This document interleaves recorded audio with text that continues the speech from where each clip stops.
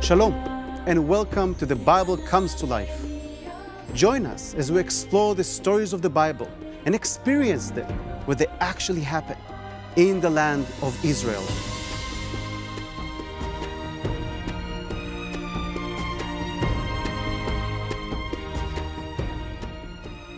I'm Omer Eshel, Director of the Israel Government Tourist Office Midwest Region, and your host. Today, we are going to talk about an epic battle in the history of Israel and of Western civilization, an event that is very close to my heart because it took place right in the area where I grew up. I'm talking about the battle recounted in 1 Samuel chapter 28, the Battle of Gilboa. The chain of mountains of Gilboa are situated in a strategic part of northern Israel, right at the southern tip of the Jezreel Valley, the only place in northern Israel where you can cross from east to west with no physical obstacle. Let us turn to the Bible, 1 Samuel chapter 28. Now it happened in those days that the Philistines gathered their armies together for war to fight with Israel. The Philistines gathered together and came and encamped at Shunem. So Saul gathered all Israel together and they encamped at Gilboa. As a side note, Shunem is the biblical city which is right next to my home, where I grew up, and I could see it from my back window. We continue. Then Saul said to his servant, "Find me a woman who is a medium, that I may go to her and inquire of her." And his servant said to him, "In fact, there is a woman who is a medium at Endor." Endor is situated right across from the Gilboa Mountains. We can imagine how in the middle of the night, King Saul crosses the valley from his campsite in the Gilboa Mountains underneath the nose of the Philistines to seek the guidance of the witch of Endor. Continuing, so Saul disguised himself and put on other clothes, and he went and 2 men with him, and they came to the woman by night. We understand here that Saul was so afraid by the sheer size of the Philistine army that he did something unspeakable.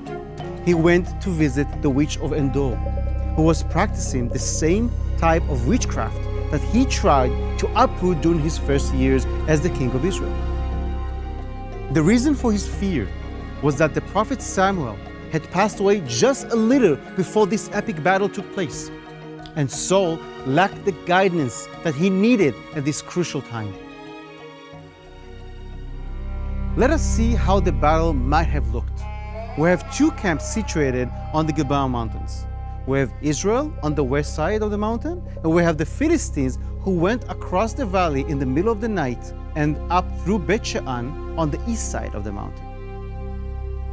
The battle itself took place around an area known today as Mount Barkan, which is the highest point of the Gilboa mountain and is actually a plateau on the ridge of the mountains. A perfect place for a battle. As it is written in 1 Samuel 31. Now the Philistines fought against Israel, and the men of Israel fled from before the Philistines and fell slain on Mount Gilboa. Then the Philistines followed hard after Saul and his sons, and the Philistines killed Jonathan, Abinadab, and Malchishua, Saul's sons. The battle became fierce against Saul. The archers hit him. He was severely wounded by the archers. Then Saul said to his armor-bearer, "Draw your sword and thrust me through with it, lest these uncircumcised men come and thrust me through and abuse me." But his armor-bearer would not, for he was greatly afraid. Therefore, Saul took a sword and fell on it.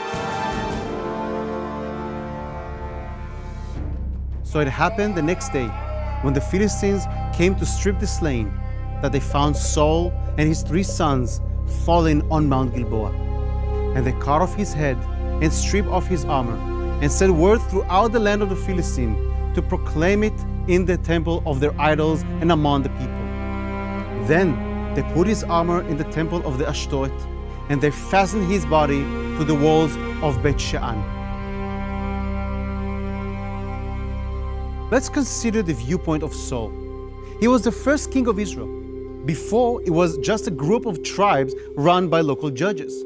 He was the first one to establish a kingdom in the ancient state of Israel. Now, he is seeing his fragile kingdom being destroyed by the Philistines.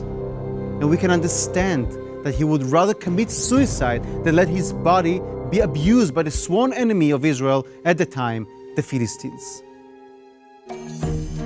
Bet Shean today is a national park.